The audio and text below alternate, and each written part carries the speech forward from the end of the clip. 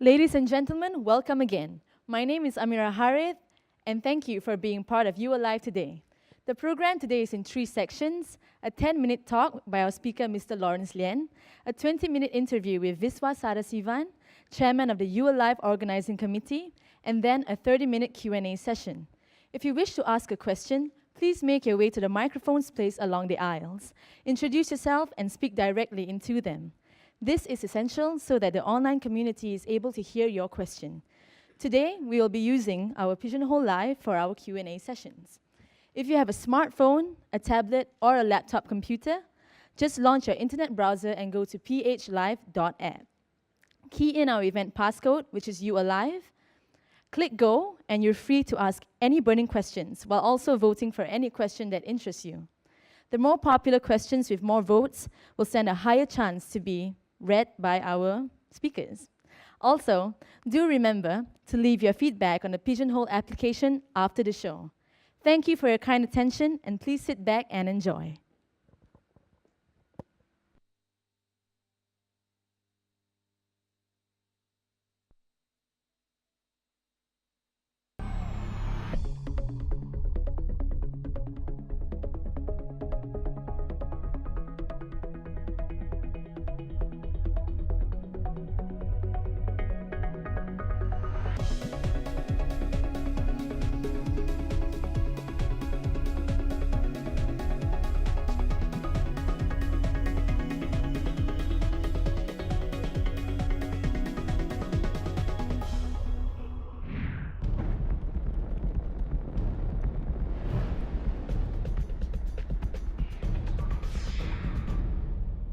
You Alive.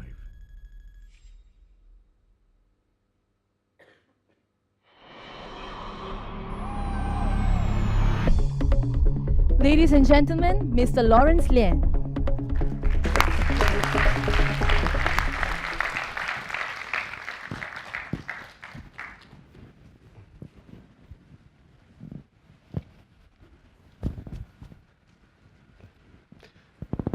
Good evening, ladies and gentlemen.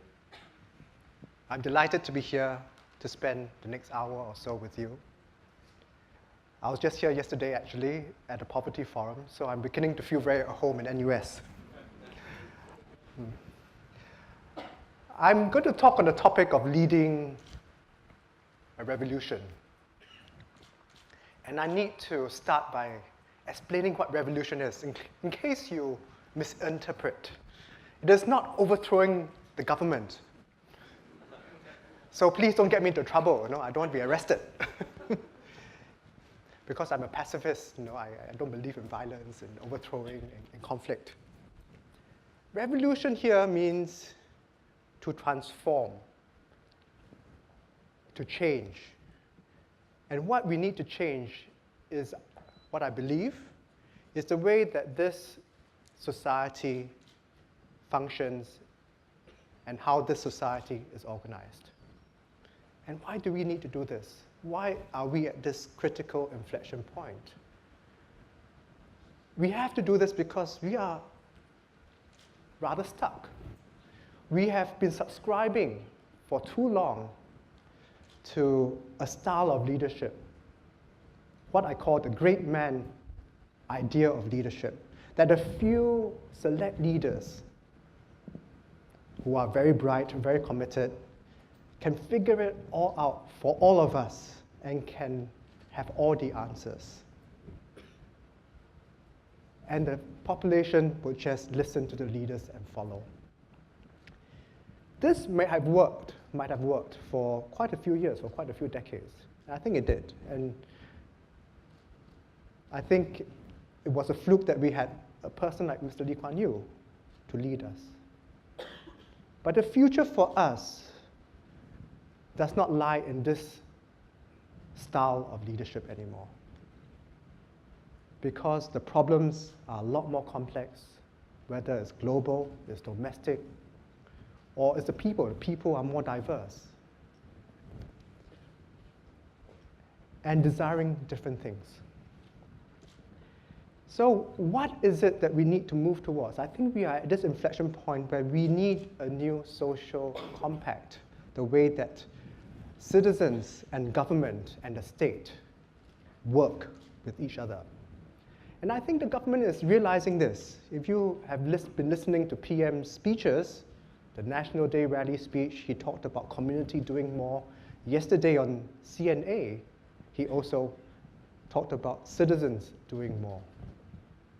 So when I talk about a revolution, it's really a people sector revolution that we are trying to start here. And what does that mean? That means us as citizens really reclaiming responsibility for the nation's problems, issues, community issues, social issues, and doing something about it ourselves, rather than waiting for a government to do things for us. And this is important. We need to go towards this way of leadership and this social compact, because the old style, while engendering loyalty and alignment, is not good enough for the future. For the future, we need to step forward to take on the responsibilities into society. And let me just give you an example of why this is important, an analogy. Just imagine if you purchase a mug, and I have to give credit to Liat Ting Lit who gave me this analogy, this example. And you buy it from your favorite store. Maybe it's IKEA, maybe it's Robinson's. I still go to Robinson's, that's my generation. And you find that there is a chip when you go home with the mug. How would you feel? How you feel? You feel cheated and say, why didn't it have good quality control? You go straight back to the shop and say, please, can I have a new mug or have my money back? Very reasonable. So that old mug will be thrown away. But what if you made the mug yourself? And you had to learn through pottery class to make that mug. And it's highly imperfect. But you made it yourself. You drink from it, you show people, you'll be really proud of it. And people will look at you and say, why? I mean, it's really ugly.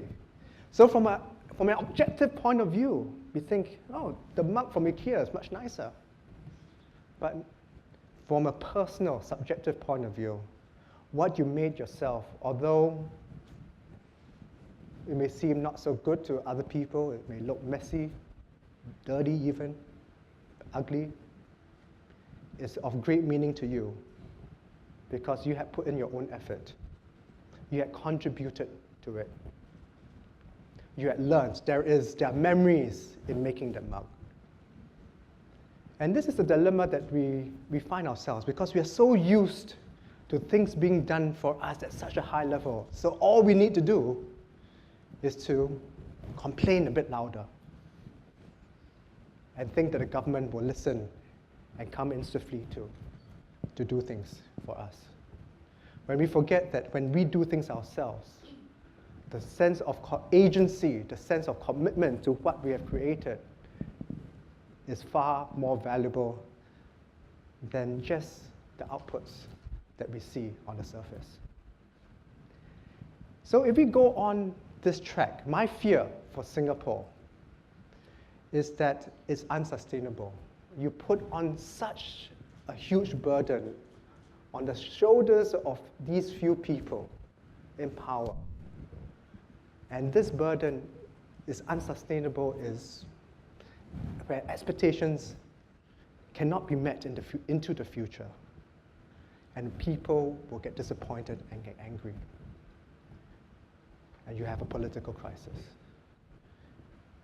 So this is about our future. It's not just something that is good to have. But let us not forget, it's not avoiding the negative here. It's about the sort of life we want to live, really. What is the sort of society that you want to live in? Is it one where things are done for you, or where you yourself do things and contribute to the betterment of society? And I like to think that all of us here want to make that difference. In fact, I'm seeing a lot more of it among the young people who are socially conscious, I would say especially the young people, not just the young people, who are a lot more socially conscious and who want to do things in society. But a lot of people are still holding back because we lack confidence, we lack belief in ourselves. It's like this glass that is it half full or half empty? I think as a society, we tend to always see things as half empty. We are always very pessimistic, and the narrative that we hear in conversations is overwhelmingly so. But let us remember that each of us can contribute, can have strength. We all have strengths. Whether in small ways or big ways, we can make a difference.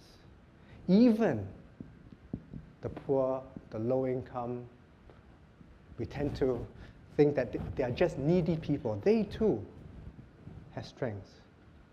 Quite recently, I went to a secondary school to observe these some normal tech students, and they were having this experiment with these students who really hated school, hated math.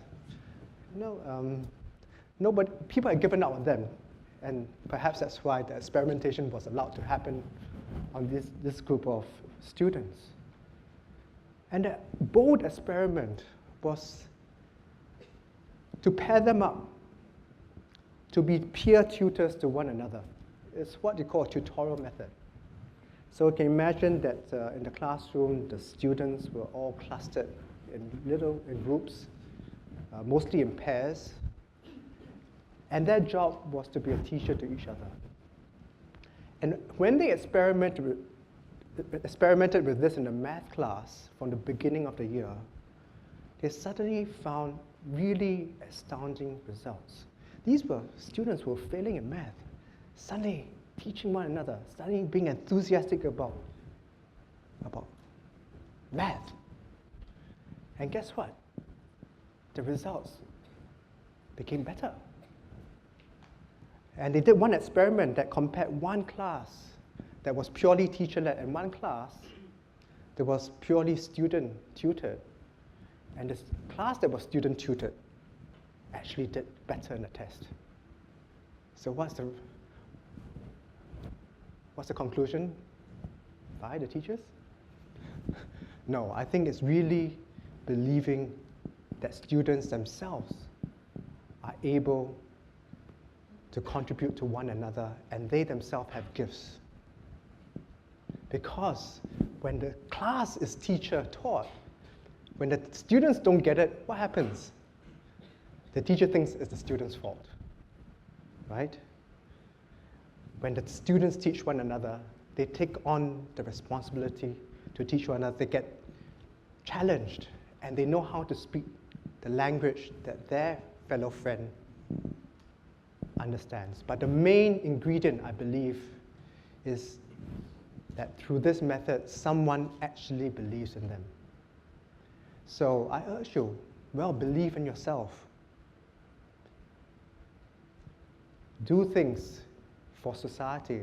And I can talk a bit more about my own journey, when we sit down, of how I decided 5 years ago to leave government. A cushy job. I was 14 years in the administrative service. And suddenly I said, I'm not making much of a difference here. I think I can make a much bigger difference in the nonprofit sector. My mom is here, and she thought I was crazy. And so there are a lot of other people who say, are you sure, Lawrence? I don't want you. What are you trying to do? I mean, you can do this. And lots of people said that to me. You can do it as a volunteer. Why do you have to leave? Why do you have to leave the government service? But 5 years down the road, I feel that I made the absolutely right choice, because if I had stayed on, I'll just be one of many, many civil servants. And in fact, when I left the civil service, someone even brighter with a longer string of degrees took over my job, as if my bosses told me, "Oh, we're not going to miss you at all," and they didn't. And I'm contributing in the way that I feel I can, whether it's in Parliament, in the non-profit sector, speaking at events like this. But that's my way of doing things. It doesn't have to be yours. I recognize that my situation may be a bit different from other people. But what can you contribute to society? Think about it. Because you'll find that as you practice, as you engage, you get better at it. It becomes more joyful. And eventually, you actually, I can guarantee you, get hooked onto it. So thank you very much for listening and being here.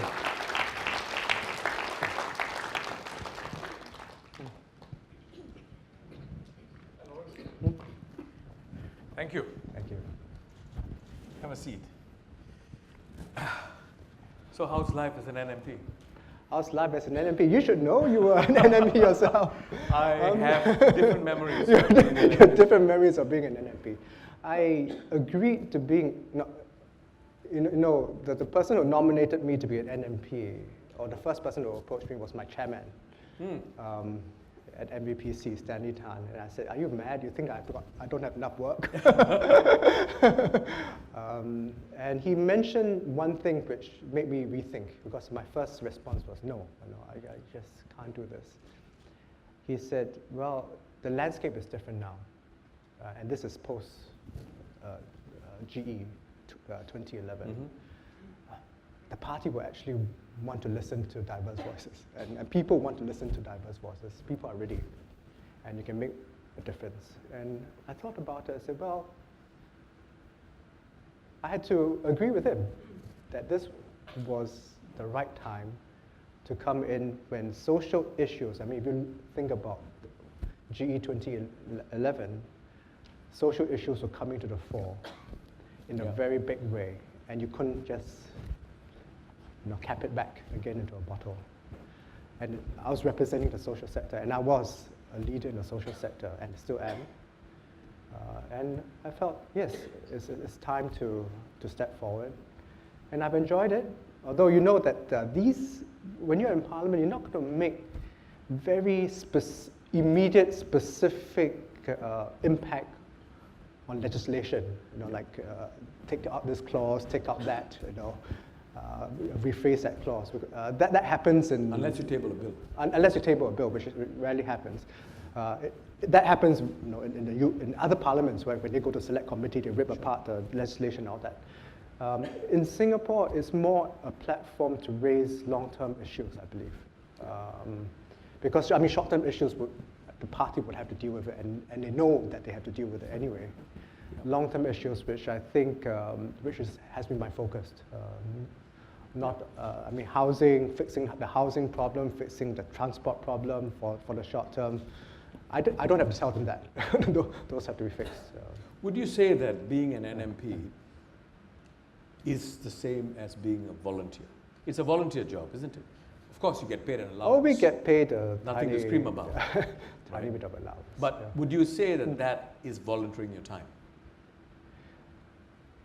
It's voluntary. It is, isn't it? It is. Because it takes up, there's an opportunity cost.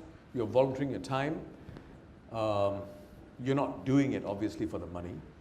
You're not doing it for some other pecuniary reasons. You're doing it because you want to make a difference. Well, I think for all NMPs, nobody does it for the money, right? Yeah, nobody can. By the way, you get paid about $2,500. 2,000. Yeah. 2,000 now? They cut it since Remember since my they time. cut the MP salaries? I'm sorry. I may have You're paid contributed more. to that. So I guess the point I'm trying to But we make, end up doing a lot more talks like this, for free. Yeah, for free. Hint. I've been doing this for free for a long time. The point I'm trying to make is this. In Singapore, when we talk about volunteerism, we tend to talk about very activity-based volunteerism. But why don't we start looking at voluntarism as cause-based voluntarism, not costa, cause. People who fight for causes, NGOs, people who lobby for things they believe in. Isn't that voluntarism? That's voluntarism. Isn't that a higher order voluntarism? Well, it's a sort of voluntarism that I think our state and government is afraid of, right? That's why we call our, we don't use the term civil society, we call it civic society, because we think that, people should be civic, and not be championing causes. We call it the non-profit sector, not the non-government. Would you say, I mean, as a CEO of NVPC, the definition of voluntarism perhaps need to be relooked? No, absolutely. Right. I think voluntarism has to be much broader, and it must include advocacy. Advocacy, yeah. And advocating for causes. Yeah.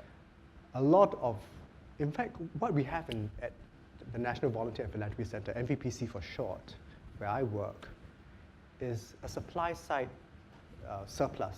As in, there are a lot more people who want to give their time and money, but they do not know where, how. And a lot of the reason is because people don't understand what the needs are in society. Yeah. And the non-profit organizations are not doing a good enough job advocating their cause, their need. So the question is, why is it that there seems to be a dearth of people doing cause-based or cause-driven volunteerism in Singapore, engaged in?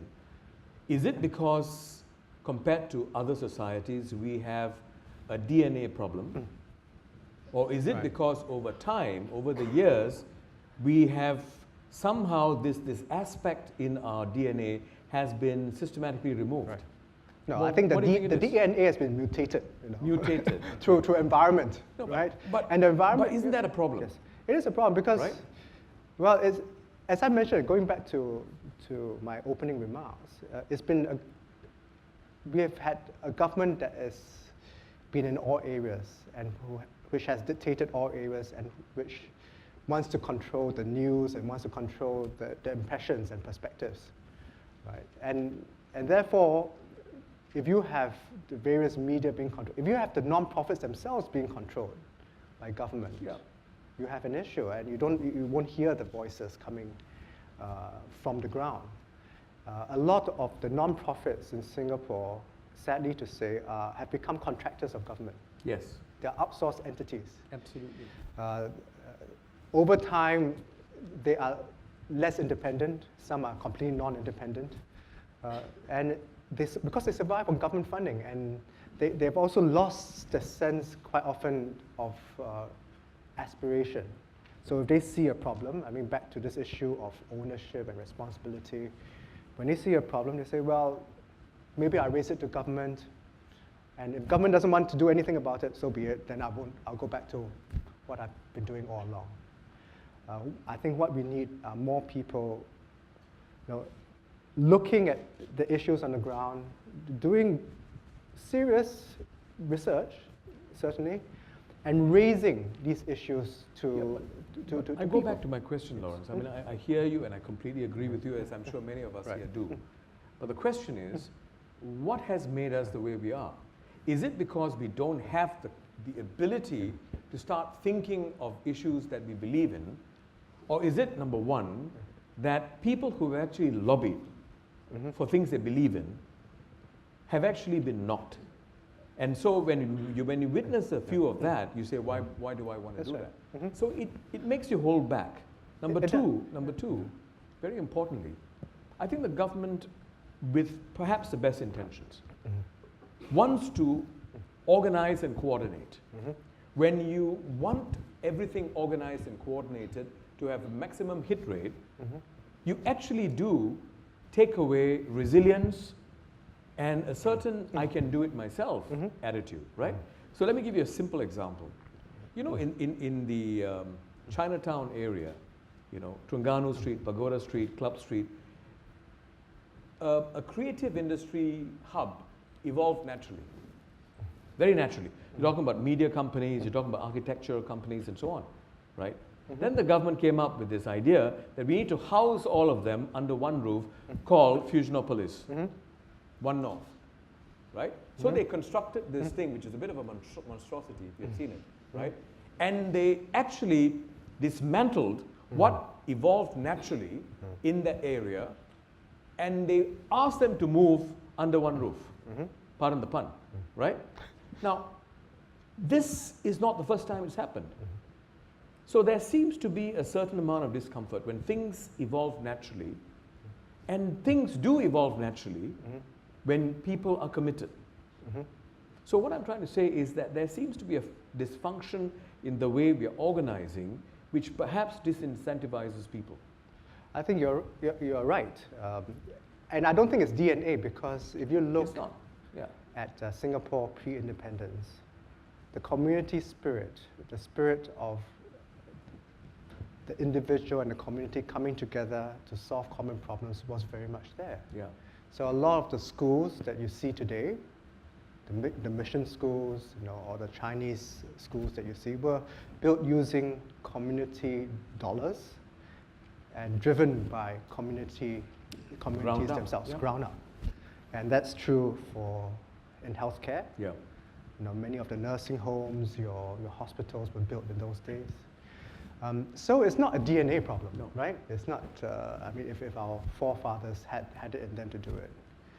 It's post-independence that we have this problem, right? Partly because the government was actually very efficient in organizing themselves. I mean, if it was completely incompetent, then I think civil society would definitely come in and do a lot more, as we see in some countries. But it actually was very efficient, and things were got well very quickly for a large proportion of the population. And for the population themselves, they started to just enjoy that. And the government also discouraged people stepping forward to do things that were not aligned with the grand strategy, their grand strategy. So I come from the Catholic Church, and Catholicism is very important for my identity. And I remember as a late teen, the Marxist conspiracy. And it still has got its legacy and its after effects on the church and people in the church. So, for example, maybe as part of the church, we have got this umbrella social service organization called Caritas. We were starting to think about doing a poverty advocacy campaign, which we are going to do. So that's not going to be termed liberation theology. No, it's not, because I think that's the past. And when we discuss it, you could find people, they were censoring themselves in the room and saying, no, what the government think of that? And my point was, well, we're not doing this to be against government. We're doing this to mobilize people to confront issues, to confront reality, and do something about it. We've got no interest, at this point in time, to be against government. But I'm sure you'd agree that the Marxist conspiracy, in and by itself, had a chilling effect on the ground. Oh yes, I mean, I sit behind closed doors now, in open. The doors are still closed. That that it neutered the church in social activism. Neutered for many years, and to regain the voice back will take a long time. So Laurence, and I think it's not just the church. I mean, it's a wider society. Church is a microcosm, right? So let me ask you this. We're witnessing a lot of change. I think you can even define it as perhaps a sea change of sorts since May 2011. Whether it is motivated by a genuine desire to change and respond to the ground, or whether it's motivated by a utilitarian desire to win the election, the upcoming election. Whatever the case is, the point is that we are witnessing sea change. Do you think this change will trigger what you talked about just now? Trigger, let me go out there and do something attitude. Do you think it is sufficient to engender that? Do you think it's sufficient to counter some of the fear, the concerns, the self-censorship we talked about? Right. It will happen. It's happening. But my fear is that it's not happening fast enough Yeah. for our country. And why is it not happening fast enough? I think part of it is also the government's reaction to people. I mean, activism, I think, is still a bad word. You know. Lobbying is even worse. Lobbying is even worse. We don't Yeah. use it. Advocacy is still, barely tolerated. That's why you can't say void deck lobby. You just have to say void deck. Oh, You know. I see. See? And you see, I think you see this, the government still being very nervous, and unfortunately what I sense is that they're starting to put people into, you're either against me or for me camps. Yeah. Right, and it's like, if you are against me, you complain too much, you're probably not voting for me, so I don't care about anything that you say, You have nothing good to offer. I think this is a very unfortunate.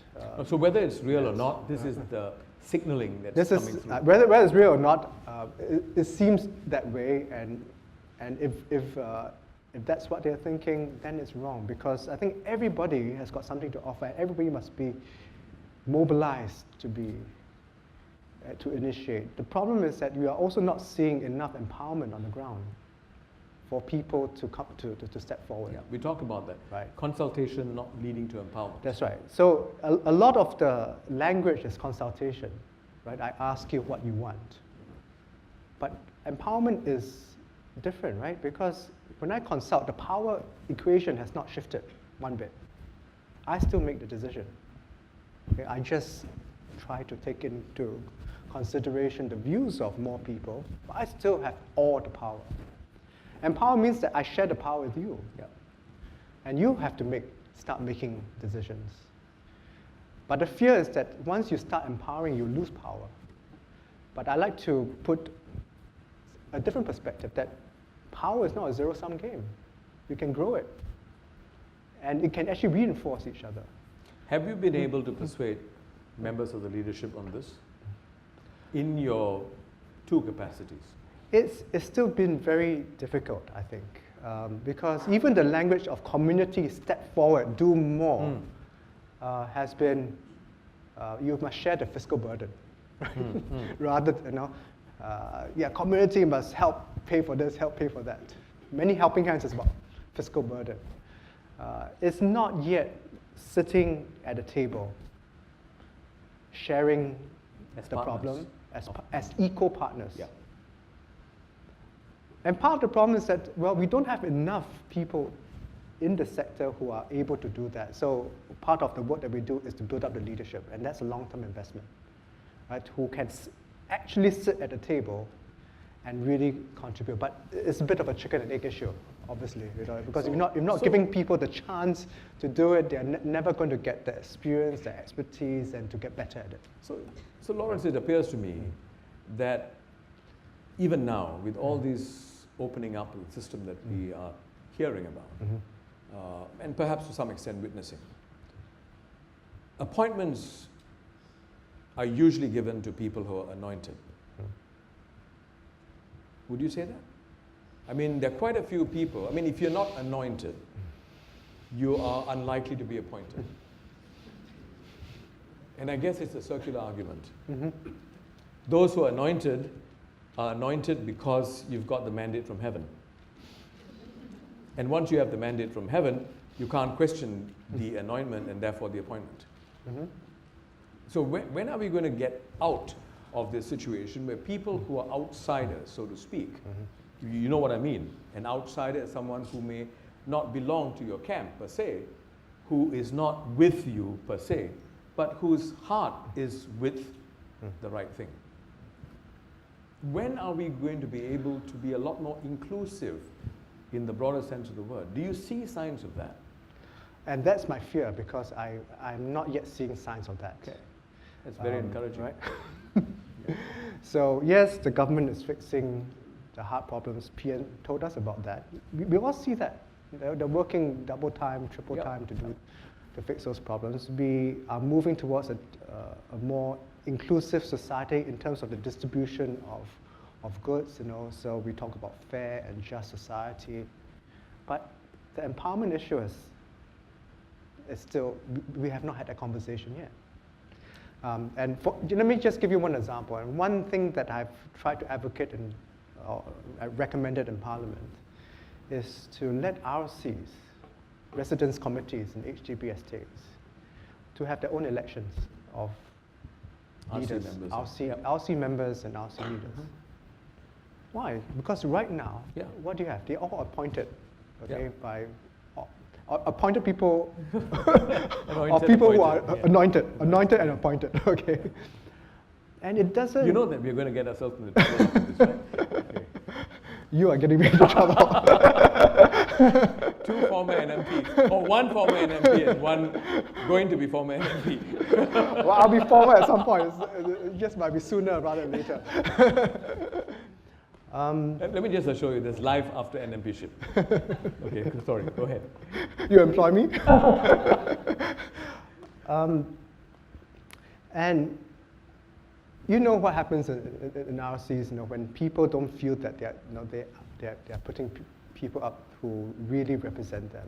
They become disengaged.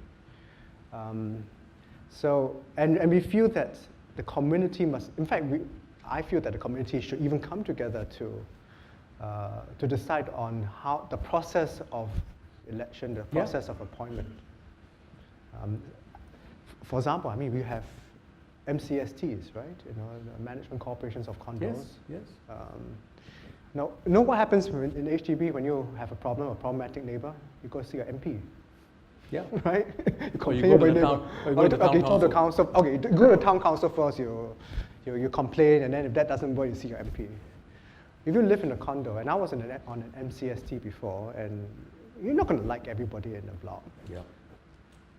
But if you have problems, you solve it on your own. Yeah. I mean, you can't go anywhere else. You can't go to government and say, my neighbor is, is putting all his stuff in the corridor, and there's blockage. There's lots of blockage. There's a fire hazard. It's unsightly. You have to deal with that neighbor yourself. Yeah. And that gives you a sense of ownership of that place, right? Which I don't see enough in the HDB estates. Well, on that very sad note, that well, we must be hopeful. I told you. I mean, we must see it as a glass half full, not just my half glass, empty. actually, that's why I'm sure that the glass is more than half full, and visibly so. No, I think what is hopeful is that there are more people stepping forward. There are more people who want to be engaged, who want to do things, and people. But I guess. And for example, like poverty, for example, there's so many new initiatives, just ground up, people doing little things, to volunteer-driven initiatives to get people to be involved, to go down to the ground, not just distribute goodie bags, which is what we are very familiar with, but to encounter and journey with the people who are more disadvantaged in our midst. I guess, just a thought before we throw it open to the floor. I guess at the end of the day, that will only happen. What we're talking about will really happen only if there are enough people willing to take the risk. I mean, the risks you take can come in various forms, but you must be prepared to step out of your comfort zone, take the risk, and ask certain inconvenient questions and move forward. One of the things that I've been very frustrated about, I mean, when I was NMP and before that when I was in broadcasting many years ago when I used to present programs like Feedback or Talking Point, one of the biggest challenges I faced was I had members of the intelligentsia coming up to me and saying, you guys got no guts, You're not going out there and asking the tough questions on TV. So I'd say, all right, come on. Why don't you come on TV, be on the panel with me, and let's ask those tough questions together. They back off. And you know what's the irony? They say, you want me to get in trouble? These bloody fools are all are intelligentsia like us. That's why we are the biggest hypocrites. We are armchair critics. We want others to do the dirty work for us. And they say, you know what, it doesn't matter that you get into trouble, at least I don't get into trouble. No, but as long as you want someone else to do the dirty work for you, we're not going to get very far. We need more people willing to roll up our sleeves and do the dirty work ourselves. And that means being willing to take a little bit of the risk, a little bit. It's a question of sharing the risk and not letting a few suckers just take the risk, you know, suckers. All right. On that note, all this is going on webcam. Huh? So now you're asking me to, I've taken the risk, yes. Yeah. And in a way, I'm giving a hint to both of us. Okay. All right. Let's have the first question or comment. As I say, no speeches, please. All of us can. We can have the safe questions first. Okay, then I'll exercise my authority. Yes. You'll have to go to the microphone, please, because. I'll just tell you it's a little bit far. I'll just try to shout if everyone. Can you hear him over there? Yeah, because we need to. It's being webcast. Thank you. Yes, my name is Steve Ryan. You were talking about volunteerism. 14 years ago, National University of Singapore started a program called Techno Street. This was a program to link NUS with industries outside, create public-private partnerships. I volunteered for that program, and I came down, was told, don't bother us, we'll call you. Now, 14 years later, I'm still waiting for the phone call. More recently, U-Town was created. I came to NUS, I offered them a soft loan. They said, how much you want to give us? I said, $500,000. He said, not worth our time. Don't bother us. I was approached by the head of the Women's Heart Health Clinic. He said, would you help me in publicizing the Go Red for Women Symposium, which is held every year to highlight the dangers of heart disease among women? I said, yes. I subsequently got an email, very snotty email, from head of corporate communications, Michael Lim, saying, don't get involved. This is our business. Don't you stick your nose in it. When U-Town was created, I tried to create a program to help the incoming students with their social life, eating facilities, specifically allowing them to use the eating facilities over at Singapore Polytechnic. More food, more variety, more interesting things to do. Also to use the bowling alley at the SPGG facility. I got a call from Alan Tan, head of the housing services here. Somehow he had gotten into his mind that I was a contractor trying to get to do a catering business on campus. He said, I'm going to bring some friends over and try your food. I said, well, I don't have any food to show you. He says, well, you missed your opportunity, didn't you? So my question is very simple. You talk about volunteerism. Would you be willing to give me your email? And if I was to highlight some of these things to you, perhaps we could at least, it's too late to undo the damage that's been done, but perhaps if you'd be willing to look into it, we could create an environment where people like me who come forward in the future won't be treated in such a shabby, intolerable manner. Would you be willing to do that? Sure. Well, Thank you. My email happens to be in the public domain, so happy to give it to you. But he raises a very important point, which unfortunately we have, at MEPC, we hear it too often. The state of volunteer management and donor management is still, I would say, lagging behind where it should be. And it starts with mindset on engaging people. We don't have that culture here. To engage community, to be part of the efforts that we want to create, the efforts that we want to intervene in. And quite often, nonprofits will tell us, oh, it's much easier to raise money to hire people than to engage volunteers. But it's a very wrong mindset. So it will take us a bit of time to change their mindset, to give them the right skills. And meanwhile, we tell people, well, don't wait to sign up at a charity or at a non-profit. Because, as I mentioned just now, there are more, lots of people are wanting to step forward to do things. Actually, it's a supply side issue. You know? More people wanting to give than the charities can absorb. And it's not because the needs are not there. In fact, the needs are growing.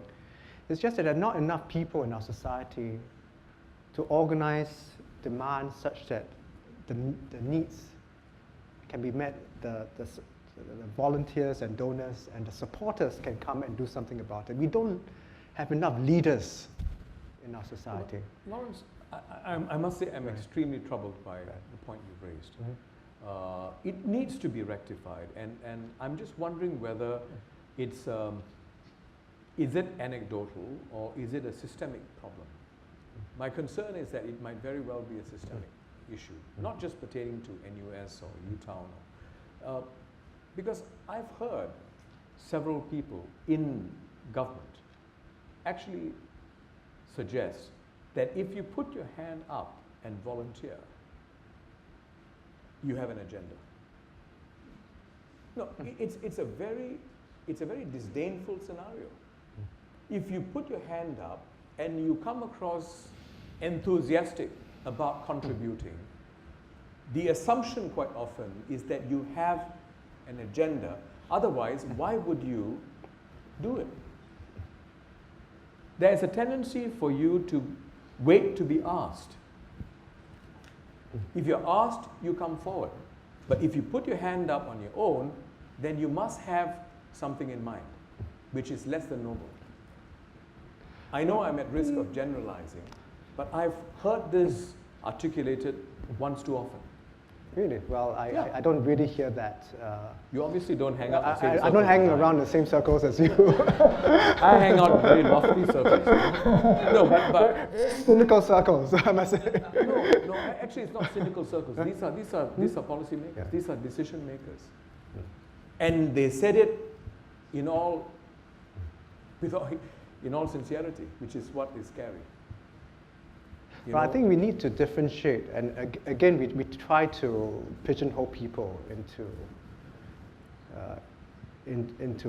forced categories, like, if you come and start something, initiate something, you must have an agenda, as if it's negative. Because why does having an agenda? No, why is having an agenda? Why is it negative? I think the fear is that.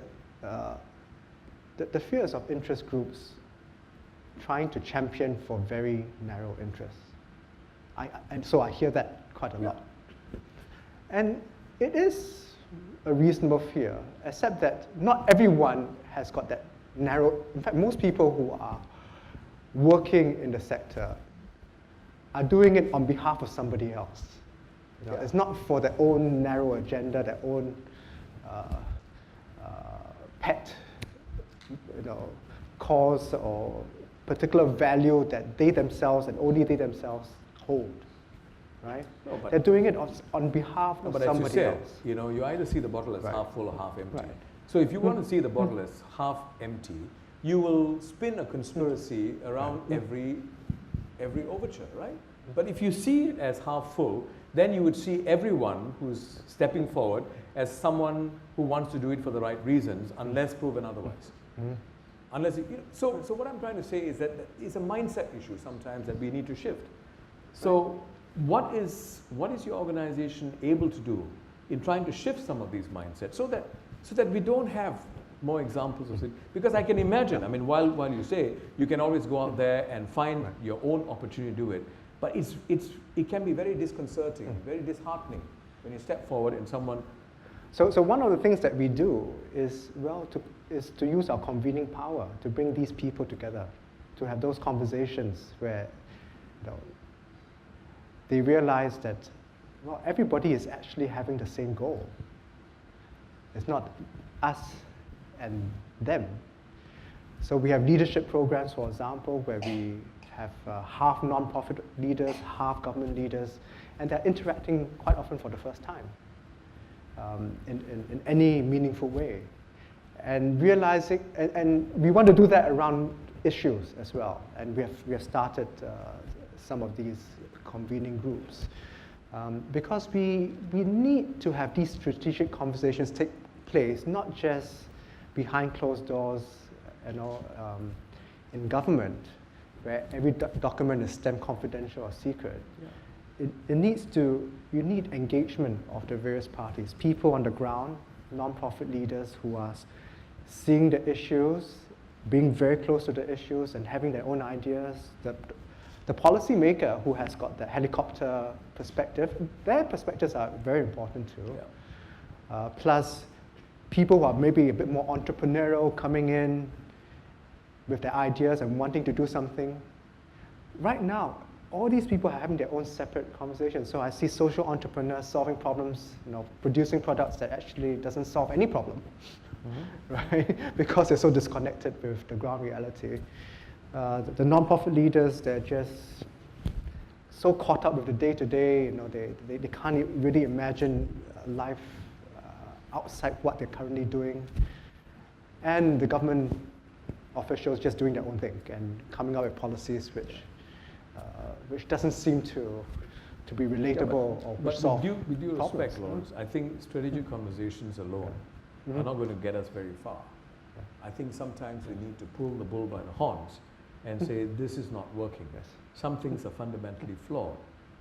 I mean, as far as I can see, if there's one individual who wants to make a contribution, gets a snub 3 times in a row, that's a big loss. It's a big loss in a resource-scarce society such as ours.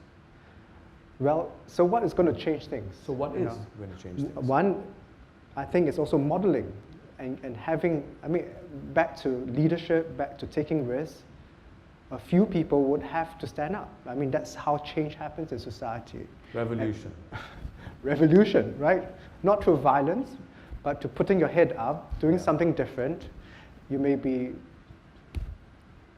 isolated, assassinated in inverted commas, in character, but you still have to do it. Yeah. And I think when you show success, that's when others will start coming in. And I like to think that some of the work, a lot of my work also relates to my family foundation, Lien Foundation. I like to think some of the work is in that space of social innovation, of pushing the boundaries, pushing the edge, pushing the decision makers too. And we have done that on end-of-life issues, and more recently on preschool. Preschool education, using advocacy tools and investing in new models. So hopefully when more people come into the space to start new initiatives on their own accord and show success, others will come in and say, hey, that looks interesting to do, looks fun, looks meaningful. Okay. Yes, please. No, we need you to go there. No, it's not, because we are recording this. This is we need the microphone.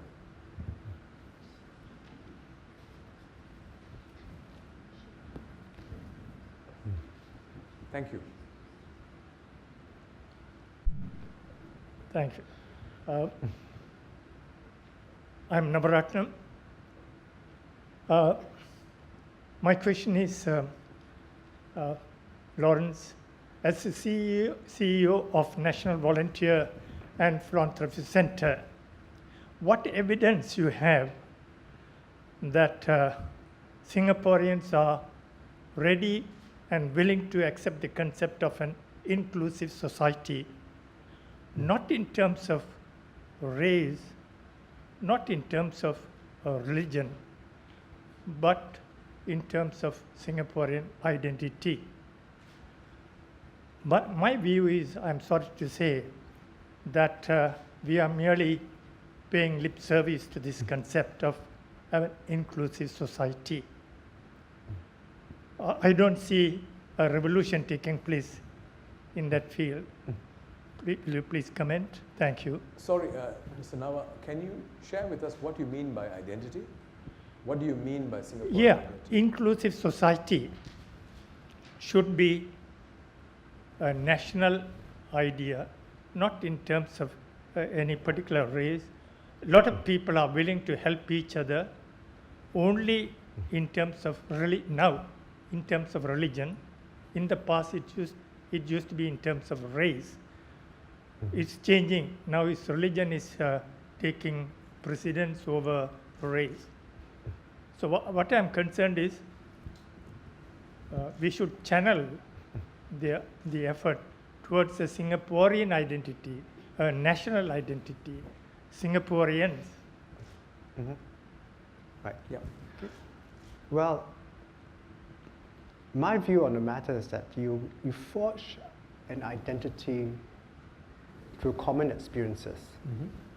And you can't just talk about it or have more national education classes and expect people to suddenly have imbibed the Singapore identity or Singapore values. It has to be forged through working together. And unfortunately, what we have in Singapore is there is a lot of what I call vertical relationships between the people and the powers that be, the government, the authority. There's not enough horizontal relationships among people. Working, what I mentioned just now, for example, working in the community, as in the neighborhood. You know, if you have issues with one another, if it's a racial issue, religious issue in the community, you go straight up. You know, you go whether it's town council or the MP. You're not working with each other to solve common problems because those problems have not been passed down to people to solve together. And you don't see enough what I call social capital, both bonding and bridging capital on the ground. Particularly bridging, when you talk about inclusiveness, there's not a lot of bridging social capital that is happening between people of different socio-economic status and so on. I was just you visiting. Want to talk about the unmet needs paper? Huh? Let me just give one example. I was, in fact, with some NUS students. Since I'm here at NUS, I'll talk about this example. And my staff, because I went with my staff to a place called Casa Clementi, which is very close by here. It's opposite U-Town. Yeah. And what these NUS students and some of my staff have been doing is really going down to do community asset mapping and really understanding the community of Casa Clementi, which is a very new estate, HDB estate, which is trying to integrate 2-room rental to 5-room. So very low income to 5-room, which are higher middle class, Singaporeans in one estate. And yet, the stories that were collected, and I went on this walk with them just last week, nearby here, is that everyone is living in their own silos, in their own community. And we came across this plan of the entire estate, which just completely astounded me. Because the plan had this legend, and this legend had rental, 2-room, 3-room, 4-room, 5-room. It had identified every single block, every single stack as 2-room, 3-room, 4-room, 5-room. And why do we have this segregation? What are the policy, the planners thinking, the people on the ground thinking? And the result was that, well, we had different playgrounds, but particular playgrounds was for low-income kids. Another playground was for the kids from the 5-room. Although every playground was accessible to everybody. There's no inclusiveness because I think there's a lot of mindset issues that we have to encounter, and people are not working together to forge those relationships. They have no reason to work together on the ground. So, sorry, you wanted to talk about the unmet needs paper. Right. That. Oh, well, this one I sit on the Lien Center for Social Innovation Board, and one of the things that we did as a center was mapping out the unmet social needs in Singapore. And this is one way to generate conversations and awareness of things that are below the radar. below the radar. So I mean, we identified six, I think if I remember correctly, six vulnerable groups. We've got some questions. I'm sorry. Okay. The one with 8 votes. The one that starts, "Hi, Mr. Lien." 3 questions. Yeah. 8 votes. What are the most pressing social issues? How can we overcome them? What are the 3 future thrusts for the social services sector? Okay. Most pressing social issues. So this linked to the unmet social needs that I was talking about. Actually, it's interesting that just yesterday I came and talked at a poverty forum. I think poverty is becoming a serious issue in Singapore. And therefore, Caritas and some partners are starting a poverty advocacy campaign. But obviously, poverty is not in your face in Singapore, and we have to define poverty a bit differently from poverty in Cambodia, in Myanmar, and so on. There is a much larger group than ever before of people, I think, who are struggling to even get by. And let's not talk about getting ahead. And yesterday when we discussed it, the percentage that was mentioned was closer to 30%. Yeah. Right? Not the 5 or 10% that we normally think about. So a lot of them are from the middle class. It's what we call working poor. Yeah. Then, so that's one, poverty. Another will be mental health, mental illness, something that we sweep under the carpet because it's stigmatizing. Huge underinvestment. There are about 150 psychiatrists, registered psychiatrists, including all those who are retired in Singapore, serving 500,000 people. That's the estimated number of people who have mental illness issues, mental health issues in their lifetime. Big problem. I think migrant workers is a big issue. Okay? And there's a lot of exploitation going on. And people will think, oh, no, that's not we don't want to talk about that because Singaporean first. Everything is Singaporean first now. But how we treat the migrants, especially the low-skilled migrants, is directly connected to how we treat the less skilled Singaporeans. It's because they are doing the similar jobs quite often. Okay, maybe construction, a lot less Singaporeans, but a cleaner, how you treat a Bangladeshi street cleaner and how you treat a local cleaner, it's very similar.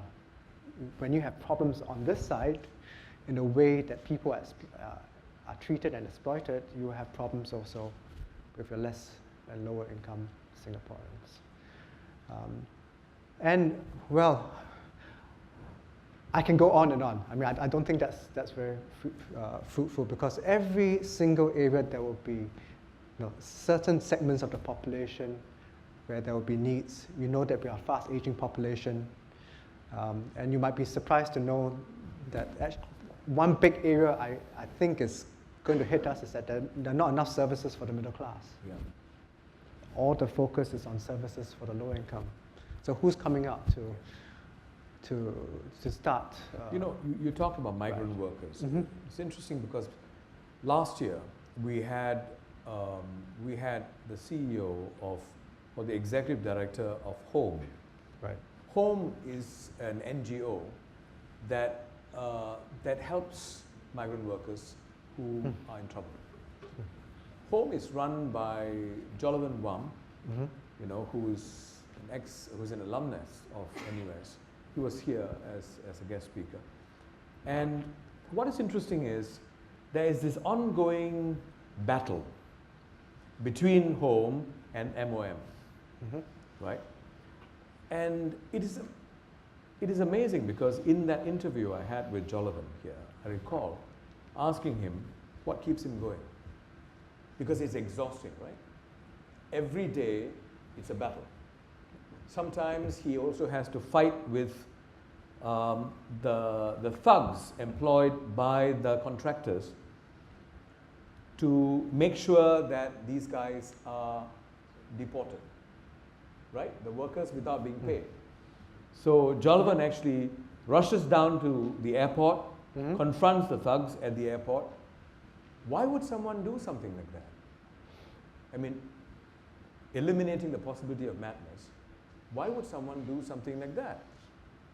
And it was very humbling, because he said, because if I don't do it, the problem is not going to go away. Somebody's got to do it. I'm not about to wait. Now, that's volunteerism.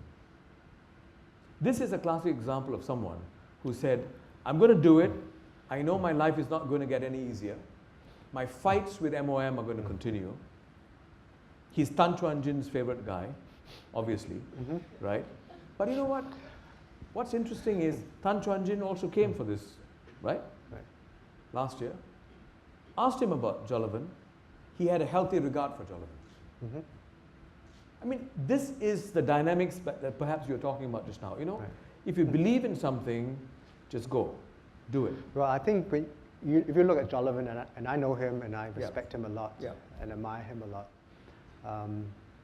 you see a person who's filled with passion. And we need more people like that. You know, passion is not it's not just energy, you know, to do crazy things. For passion to be continually refueled, you know, you need to have progress. You know, it needs to have meaning and it needs to have progress. And unfortunately, quite often, Singaporeans are asked, you know, especially when you are young, when you are in school, to forget about what they really care about. They go for what society wants them to be, you know, what the parents want them to be, you know, to be that professional, to take on the jobs, and that they actually have no great interest in. And they become disengaged, and then we talk about work-life balance and so on, you know, because it's a zero-sum game. I'm doing something I don't really like, so I can't keep on doing that.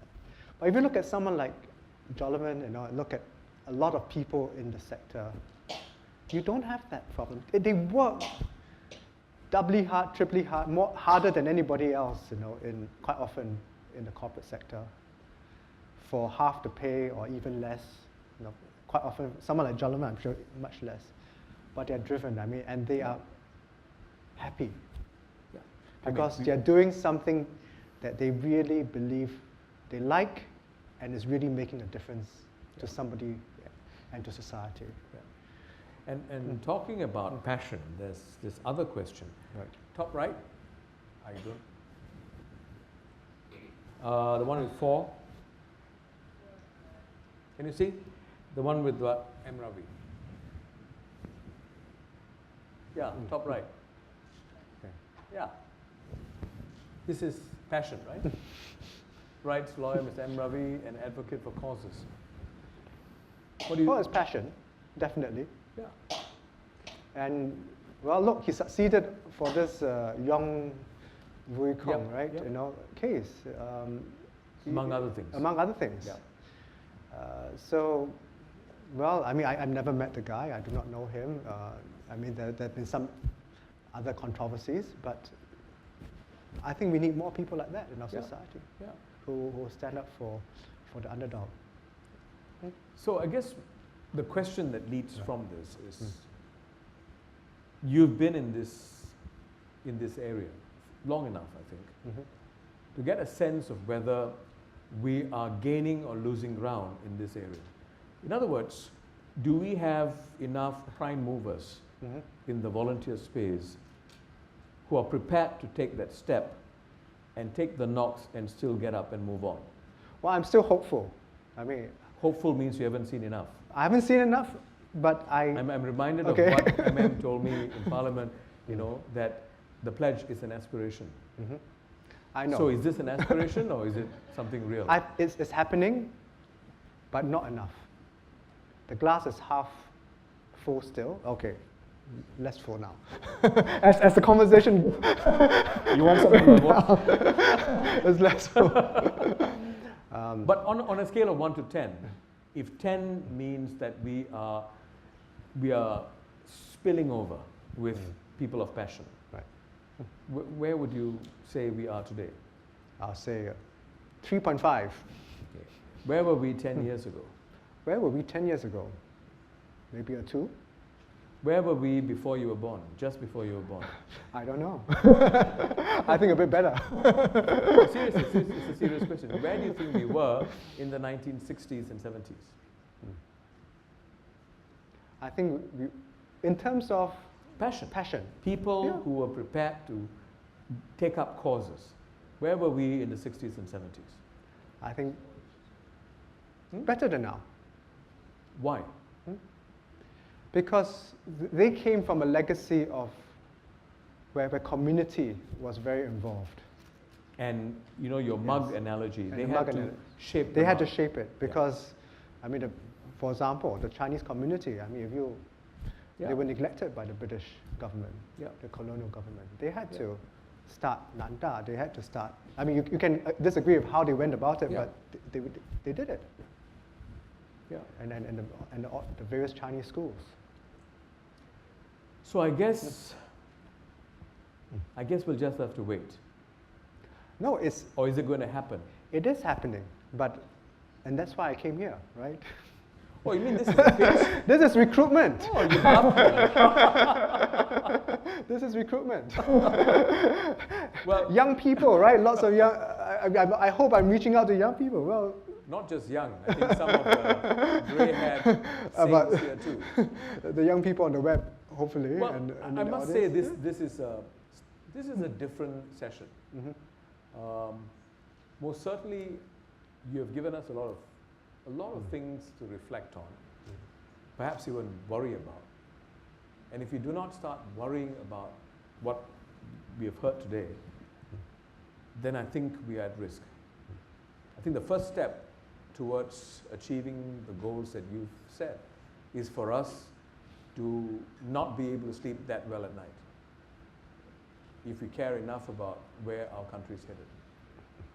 Because based on what we've shared, at the rate we are going, it's not going to be good enough. And as you said, too much will be on the shoulders of a few people. But we are not going to get there overnight. Okay? Yeah, not overnight. And, We got and to- community building, it's like a contact sport, right? You have to you get better when you do it. You don't suddenly become a but- great soccer player by overnight. But I think or by watching at the same time, Maradona I don't and think Pele on TV. we can continue at the pace you're talking about. you which know? is true. Yeah. We need to accelerate it. We need more people involved. But it all starts with a few crazy people, right? Always. Like some of these guys sitting in the front row. All right, on that note, I'd like you to join me in thanking Lawrence for joining us this evening. Thank you. Thank you, Mr. And I'm sure you'd agree with me that Lawrence, if you're doing your job right, you should have your work cut out for you. Or lose it. Or lose it. Thank you very much, Lawrence. Thank you. Thank you very much. We don't want you to go empty-handed, so we've got something for you. It's a picture of two very good-looking people, if you say so ourselves. Okay, this is a memento for you. Thank you. And, Thank you. And here is something you can say about us.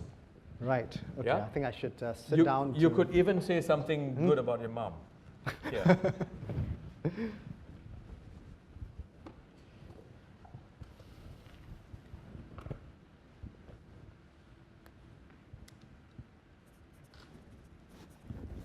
So while Lawrence is busy doing that, I just want to let you know, if you have not seen the trailer outside, our guest next month is Vivian Balakrishnan.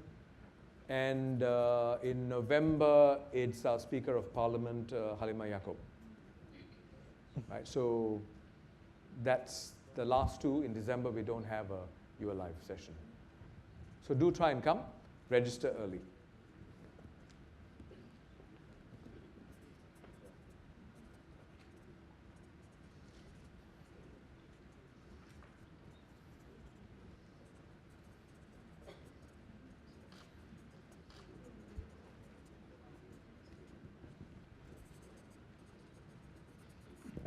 You want to read it for us? Okay, thank you for giving me the opportunity to engage and mobilize. Let's move ahead to truly lead a people sector revolution. People sector revolution. Yep, sounds good. Okay, thank you. Ladies and gentlemen, please join us for some light refreshments. Thank you. Thank you.